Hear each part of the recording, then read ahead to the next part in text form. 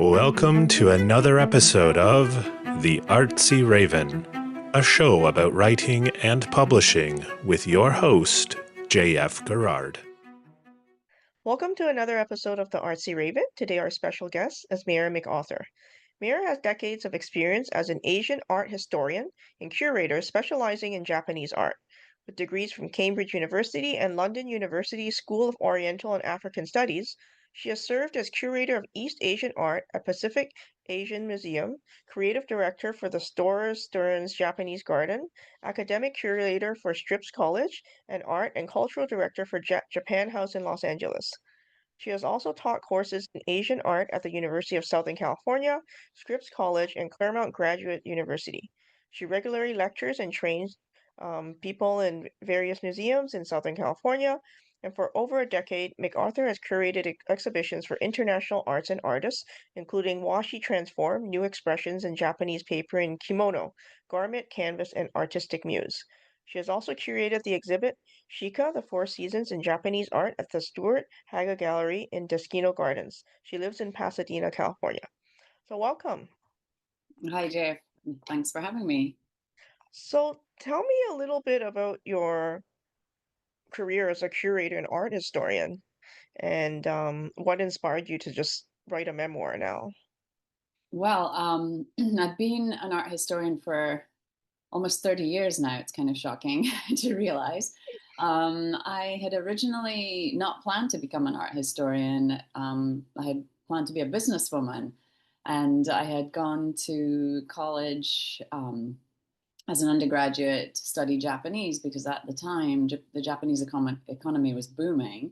So I figured I'd get a job with my Japanese and I could be a really important businesswoman or perhaps work in international relations. And that's why I studied Japanese initially. But the job that I got after college took me to Japan, working for a local government office.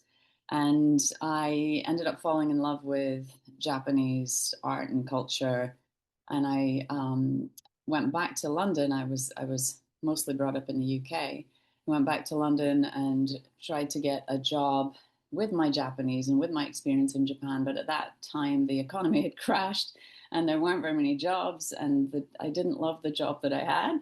So I had to rethink the direction of my career. And I realized that what I was really interested in was what people believe in and how they express their beliefs. And I loved the art. So I thought, well, if I study art and if I work in the world of art, I also get to explore what people believe in, what is most important to people in their lives, and basically their spirituality. And so I went back to school and studied art history and then tried to find a job with a degree in Japanese art history. And that was challenging, but I ended up here in California. And if you want to know how, you can read the memoir. And I worked for a museum for many years and then became an independent curator and have had a lot of different experiences curating different types of Asian art in different contexts. So museums, galleries, large and small galleries and gardens, and also these traveling exhibitions that I do with a company that tours exhibitions around the country and keeps them alive for 3 to 4 years, which is awesome. And I came to a point in my career where I thought perhaps my story, my career, would be of interest to younger people setting out, trying to make decisions about their career. I thought that I realized that working in Japanese art has actually kind of helped me find my place in the world. And I thought that maybe my story, other than talking about Japanese art, my story is one of finding my cultural place. Because I started off in a school in a small town in Scotland and did not fit in because of what I looked like and my mother's background. She was Persian or Iranian, and we stood out as kids in the school. We were the only non-white kids, and so I began my education and life feeling very out of place. And as we suffered as kids feeling different. Our parents kept telling us, no, you're children of the future. You know, when you grow up, you'll meet more people like yourselves. You're global citizens. And we didn't really believe that as kids, Well, we because never believe our parents we when we're don't believe what kids. our parents say. But gradually we started to notice that we were meeting more people like ourselves. And we actually moved to Canada when I was 12. And the school that we went to was full of kids from different parts of the world. Um, and we didn't get called names in Canada, which was interesting, not for our color anyway. I was called other names, but that's another book. And so so I knew that because of who I was, because I was naturally international. I was born in India. My dad was Scottish. My mum was Persian. Grew up in the UK. I kind of was drawn to an international life, and so I studied Japanese at college, and then made my life even more international. And it was really through this exploration of Japanese art and other Asian art that I realized that I could perhaps use who I am and what I know to bring people of different cultures together through art. So that's sort of been the goal of my life and career.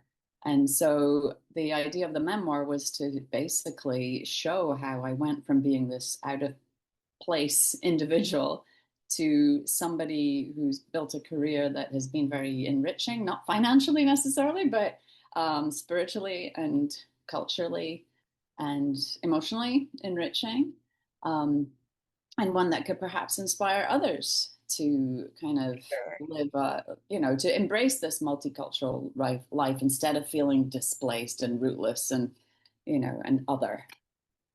Now, I actually don't know much about curators. Like, what exactly do you What do? Do do you curators do? propose an exhibit to a museum and then you pull it together, or? So basically, the curator is the person in a museum who works with the art, researches the art, is the specialist on board who has studied the art, so knows how to interpret it for the museum's visitors.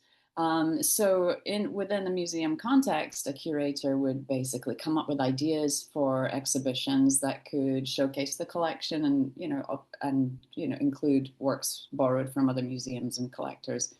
And you would basically, I always saw it as a way of telling a story about the art. So whenever I would come up with an exhibition idea, there would be a narrative that based and a goal that, for example, a Buddhist art exhibition, I would want people who didn't know much about Buddhist art to feel more comfortable and understand some of the terminology and feel that they understood what followers of that religion were seeking and how art was used as a tool to help in that journey. And so I would come up with a narrative and then select artworks that help with that narrative and help illustrate it basically. And outside of a museum, when I left my full-time position at Pacific Asia Museum in Pasadena, I had to figure out how to do that without an art collection at my disposal. So I have mostly worked with artists, contemporary artists, living artists. In the museum context, I mostly work with art by artists who are long gone. But as an independent art historian and curator, I've mostly focused on putting thematic exhibitions together using art by living artists. And they have mostly been with a Japanese theme of some sort, like origami was one of well, that was the first traveling exhibition I did. And some of the artists were Japanese, but a lot of them weren't. And the idea was to show how origami has become this international art form. So I reached out to 45 different artists around the world, and it was an amazing experience. But I vowed never to have an exhibition that included 45 artists, That's a lot because of people. that's a lot of cats to herd. And so my next origami exhibition was 9 artists, and that was a lot more manageable. And then, so 9, 10 artists seems to be my sweet spot. And for these group exhibitions. And more locally, I've been doing a lot of exhibitions locally, again with contemporary artists, but with sort of more traditional, enduring themes. And I'll reach out to artists living in the LA area usually, but sometimes in other parts of the country, and ask them to lend their work to the exhibitions. But it depends where where you're working as a curator. Different curators in larger institutions, smaller institutions, commercial galleries, they have slightly different roles. But basically, you are finding ways to present the artwork to the visitor, to the guest, in a way that is hopefully meaningful and educational. That's how I see Hmm. it. So now you mentioned you went to Japan, and I mean, after years of studying Japanese, when you went, was it everything you thought it would be? Oh yeah, yeah. I studied it at college for 4 years, Yeah. and I spent a term and the summer before the fall term in Japan, doing homestays, living with different families, and then I spent a term studying at a Japanese university. So that was my first introduction to Japan, and I loved it. And in fact, when I went back home, which was Cambridge, I had a sort of re-entry shock, um, because I just had this life-changing experience, and I didn't want to talk about it all the time to my Yeah. friends, to my boyfriend, because I didn't want to bore them. But I had so much in me that wanted to come out, and so I just kind of bottled it up and became kind of depressed because I just didn't. I felt very changed when I came back, um, and yeah, I was kind of depressed for a few months because I couldn't adjust to being back, because life, it had suddenly become technicolor for me. Every day was an adventure, and then I was back at college, and it was like, write an essay, study these Yeah. Chinese characters, and it was like it was black and white or something again, and I just felt a bit lost. And then after college, I went to Japan, and I had this wonderful job working in a rural city in Japan. I was supposed to internationalize the the population of that city, and I loved it. It was such a fun job. It was on a Japanese government program called the JET program, which is still it's still there. The government runs it to bring graduates out to Japan.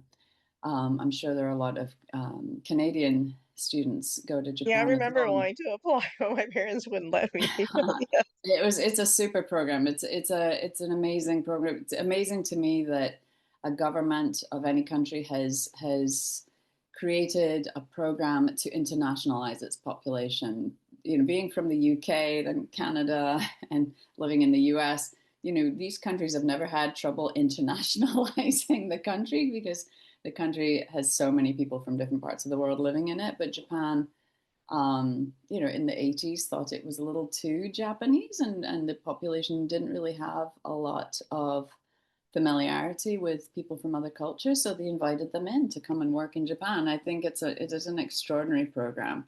And I loved it. I was on an adventure every day for 2 years living there. And I just was my Japanese got really good after 2 years working in Japanese. That was a long time ago. It's not as good as it was. But I also took art classes, which were really wonderful. And that got me deeper into the culture and made me realize that art is quite a powerful tool for understanding other people, for expressing yourself, for dealing with emotions.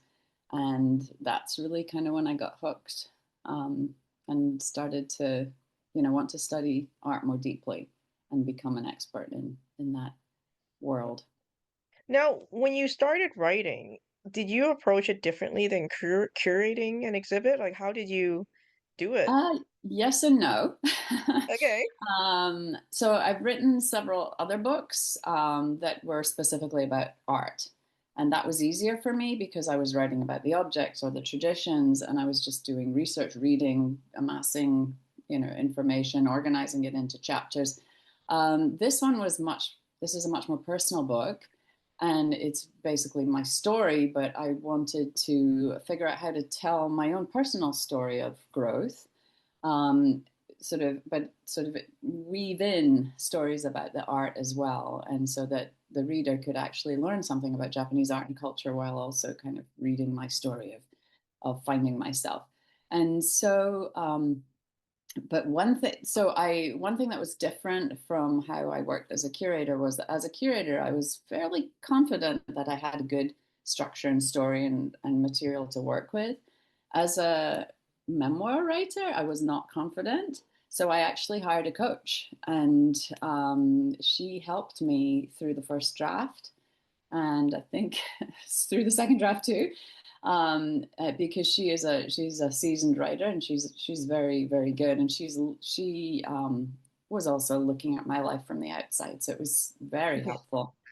And so that was something I'd never done before. But although when I wrote about areas of wrote books about areas of Japanese art or Asian art that I wasn't familiar with, I would always reach out to an expert in the field to just confirm that I wasn't talking nonsense.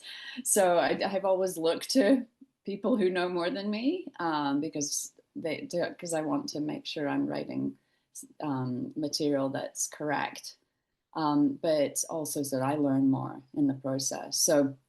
So Sasha, my writing coach, was amazing. She helped me tell a story rather than just write in a very didactic way, which is what I'm used to doing. I'm used to telling. She helped me write in a way that shows rather than tells. And as a writer, I know you know what I mean. Yeah.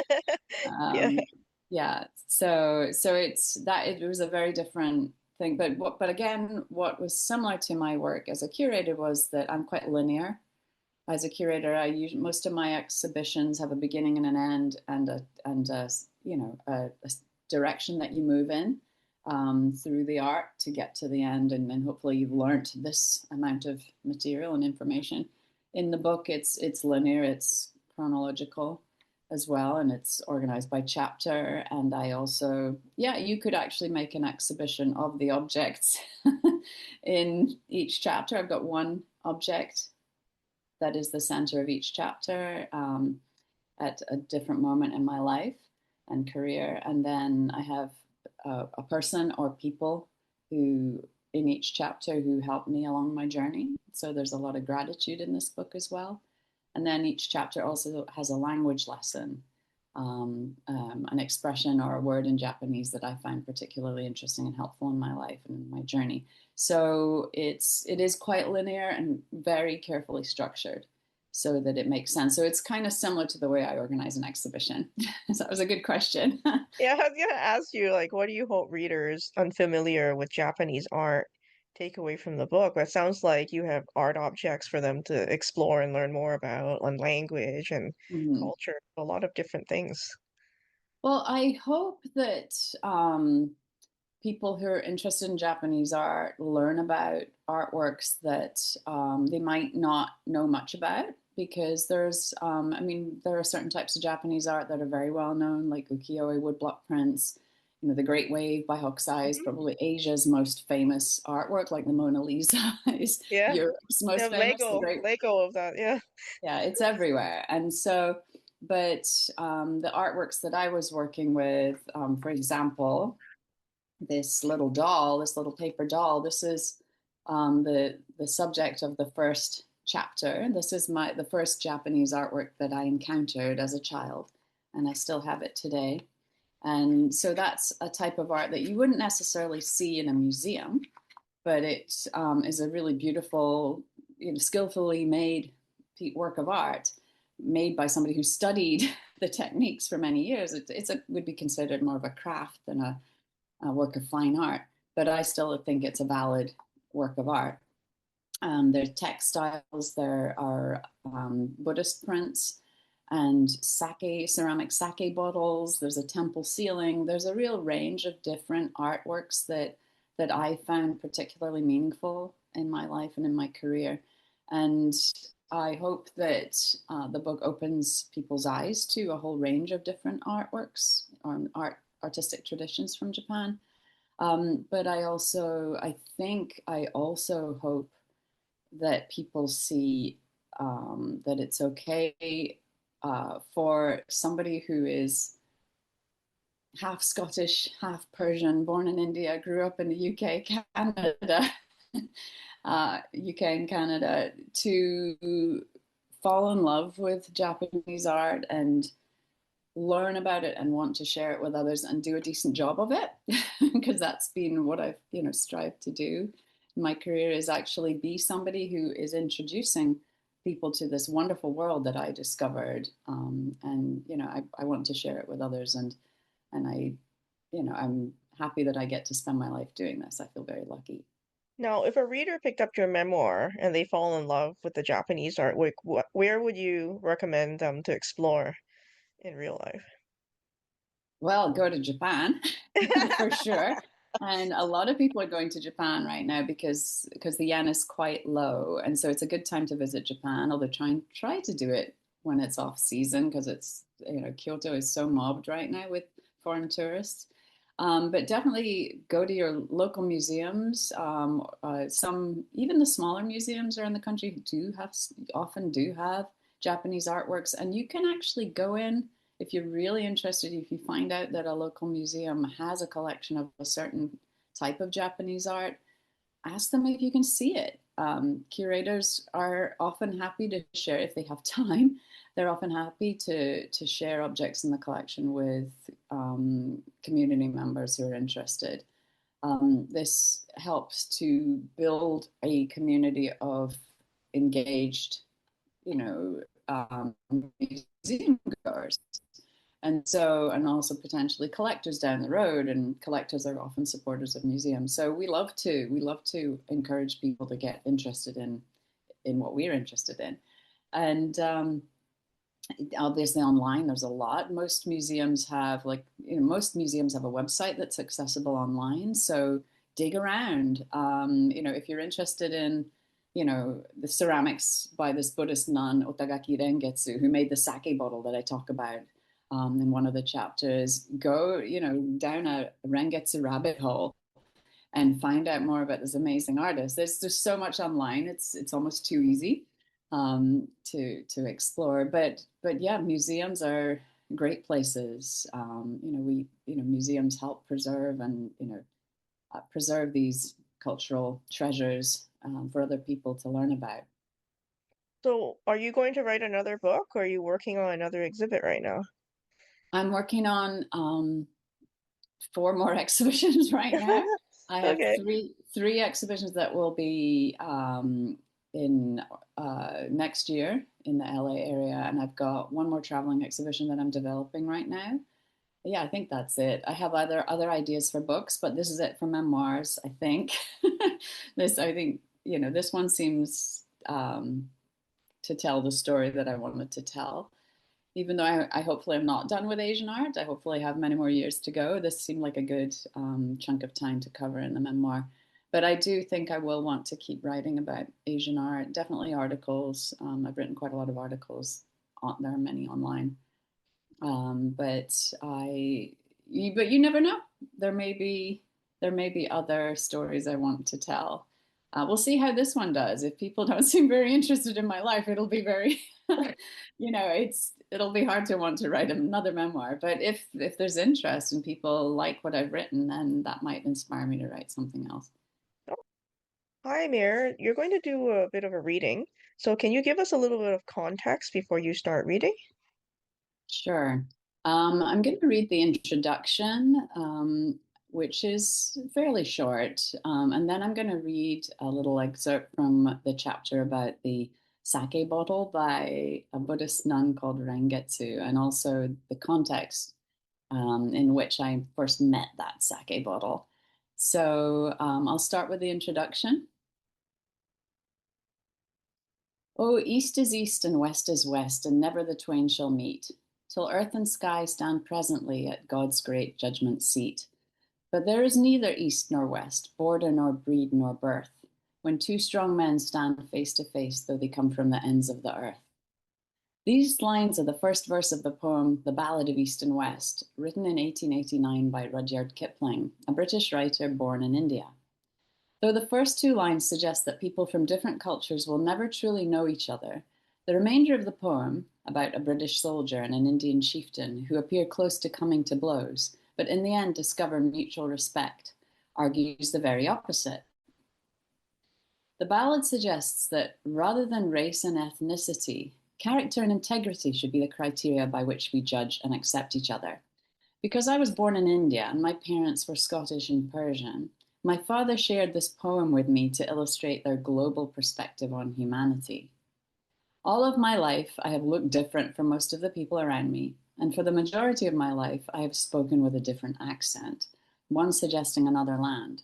As a result, the question I've been asked more than any other is, where are you from? Although I have now lived in Southern California for almost 30 years, and it is no longer considered acceptable to ask non-white people where they come from, I still hear the question on a regular basis. By becoming a Japanese art historian and curator of Japanese art, I complicated things further and set myself up for another persistent question. How did you become interested in Japanese art? As in many love stories, I didn't see this love affair coming. But once I fell hard, and the love has endured for decades. Japan's ceramic traditions, some of which evolved from those of the mainland, but many of which are unique native creations, probably drew me in first. But I've also become passionate about many of the country's paper-based art forms, from woodblock prints to origami, and recently sculptures made from traditional handmade washi paper. I'm also regularly captivated by aspects of Japanese contemporary art, from the vibrant sculptures, paintings, and installations of Yayoi Kusama to the animated films of Hayao Miyazaki and Makoto Shinkai. Memoirs are typically written by famous people or by those who've lived through harrowing times, or both. This is not one of those. Instead, it is one that acknowledges the deeply transformative effect that art can have on a single life. And in this case, the powerful influence that Japanese artistic creativity has had on a person born in many other cultures. By journeying through the many worlds of Japanese art and sharing them with others, I have learned that there truly is neither East nor West, border nor breed nor birth.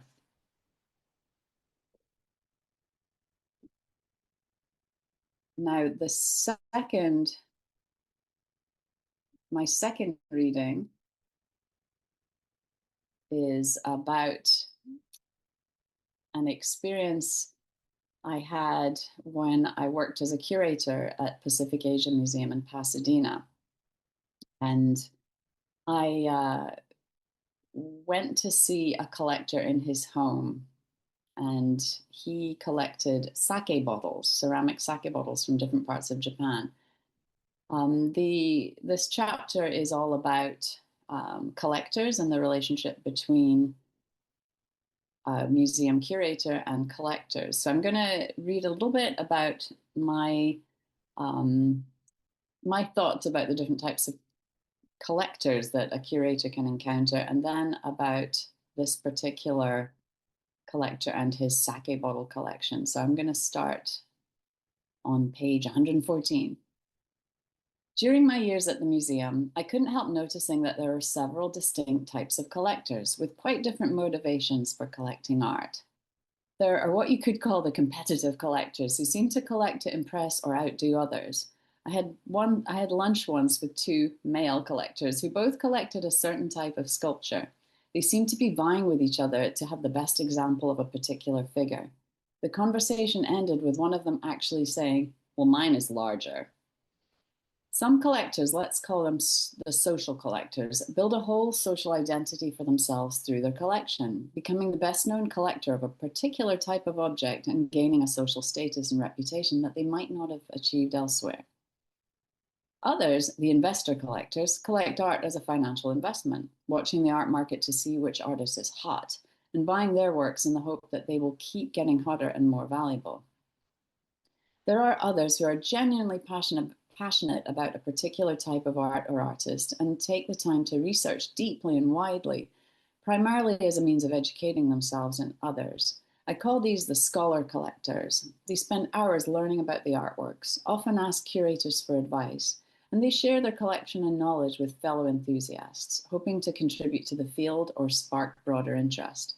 As a curator, this last type has always been my favorite, and their collecting goals align with my curatorial one, namely to learn, grow, and inspire others. Dr. Rorda was definitely a scholar collector.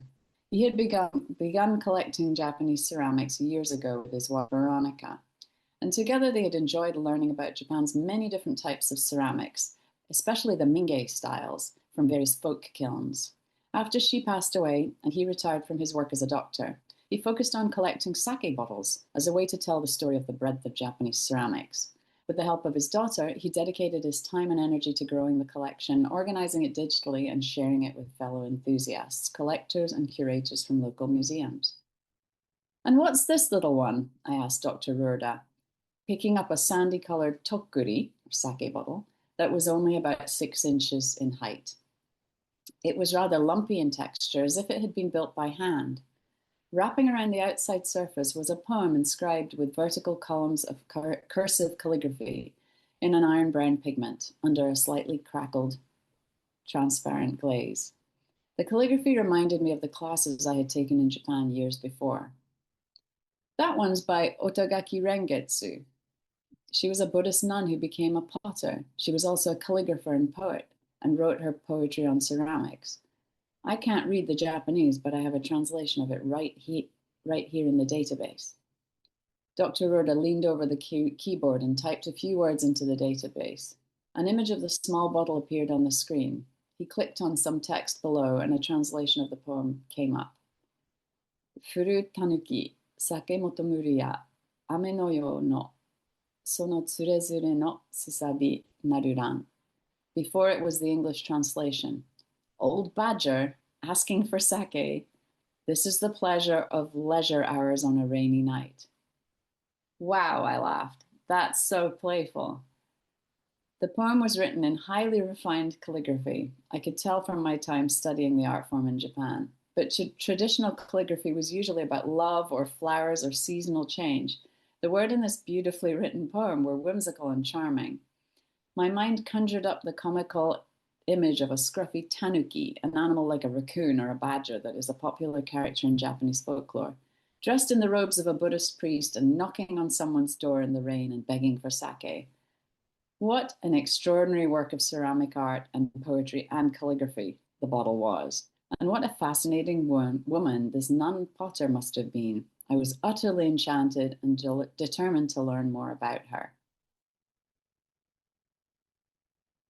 And I think I'll leave it there. So hopefully people will be interested enough to find out more about this Buddhist nun potter who made this beautiful little sake bottle in the collection of Pacific Asia Museum. Well, thank you very much for taking the time to speak to us today, and we'll have a link to your book in the podcast notes as well. Great. Thank you so much for having me. It's been a real pleasure to talk with you. And thank you for all your questions. They're really thoughtful, and it was fun to think about them. The Artsy Raven is produced by Dark Helix Press. Introduction voiceover by Chris Gorman. Music by Tim Moore. Please access your bonus content on the Patreon website. Thank you very much for listening, and please stay safe.